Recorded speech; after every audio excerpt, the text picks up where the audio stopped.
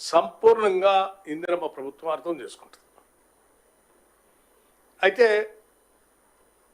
ఈ చేసే క్రమంలో భూమి కోల్పోతున్నటువంటి వారికి ఒక మంచి R&R ప్యాకేజ్ ఇచ్చి ఈ ప్రభుత్వం ద్వారా కావలసిన సహాయ చర్యలన్నీ తీసుకోవాలని చెప్పి రాష్ట్ర ప్రభుత్వం స్పష్టంగా ఆదేశాలు ఇవ్వటం కూడా జరిగింది. భూమి కోల్పోతున్నటువంటి వాళ్ళకి మెరుగైనటువంటి ప్యాకేజ్ ఇవ్వటమే కాకుండా అక్కడ వచ్చేటువంటి పరిశ్రమలో వాళ్ళకు ఉద్యోగ అవకాశాలు కూడా వచ్చేటట్టుగా చేసే ఏర్పాట్లు కూడా చేయడం జరిగింది. అప్పటి వరకు కూడా ఖాళీగా ఉండకుండా ఆయా కుటుంబాలకు సంబంధించిన నిరుద్యోగ యువతి యువకులు ఎవరైనా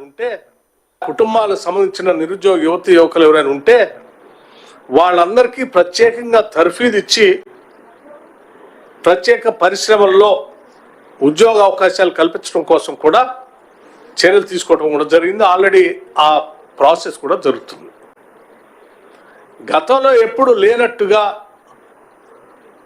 R&R ప్యాకేజీని స్పష్టంగా ఉన్నతమైనది, ఒక మంచిదిగా బాగా లబ్ధి చేరేటట్టుగా ఆలోచన చేసి ఇస్తున్నటువంటి ఈ క్రమంలో కావాలని టీఆర్ఎస్ అంటే alias BRS party, BRS alias TRS కావాలని ఒక జిల్లా కలెక్టర్ పైన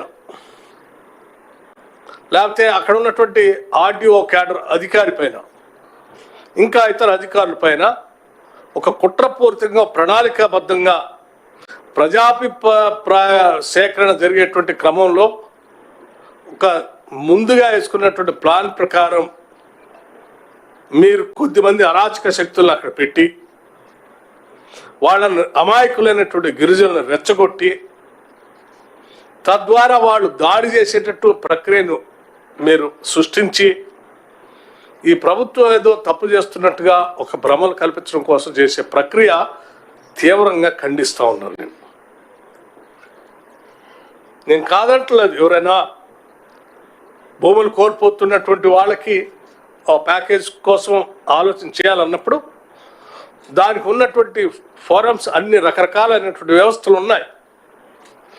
కలెక్టర్ కలిసి రిప్రజెంటేషన్ ఇవ్వచ్చు, లేకపోతే తిరిగి చర్చల ద్వారా మాట్లాడుకోవచ్చు, లేకపోతే ఇతరత్ర కోర్టులకు పోవచ్చు. అనేక వ్యవస్థలు అందుబాటులో ఉన్నప్పుడు వాటన్నిటిని వాడుకోవటానికి ఏమైనా నిషేధం ఉన్నప్పుడు లేకపోతే ప్రభుత్వం వాటికి సహకరించినప్పుడు మీరు ఈ రకమైనటువంటి ఉద్రిక్త వాతావరణం సృష్టించి కుట్రపూరితంగా దాడులు చేపించే కార్యక్రమం చేస్తే సరే ఒక ఆలోచన చేయవచ్చు. కానీ అత్యంత ప్రజాస్వామ్యయుతంగా స్వేచ్ఛగా భావ వ్యక్తీకరణ చేయటమే కాదు, ఎక్కడికి ఎవరైనా వచ్చి రిప్రజెంట్ చేయొచ్చు సమస్య పైన స్పష్టంగా ప్రభుత్వం తలుపులు తెరిచి కూర్చున్నప్పుడు కావాలని మీరు ఈ రకంగా అమాయకులైన పేద గిరిజన కుటుంబాలకు సంబంధించినటువంటి వాళ్ళు రెచ్చగొట్టేటట్టుగా చేసి ఒక జిల్లా స్థాయి అధికారి పైన, ఒక మ్యాజిస్ట్రేట్ పైన మీరు దాడి చేయించడం అంటే మీ ఉద్దేశం ఏంటి? అంటే ఈ రాష్ట్రంలో పరిశ్రమలు రావద్దు, అభివృద్ధి జరగొద్దు, నిరుద్యోగ యువతి యువకులకి మీ హయాంలో ఎవరికి ఉద్యోగాలు ఇవ్వకుండా ఏ రకంగా అయితే నష్టపెట్టారో ఆ రకంగానే నష్టపెట్టాలి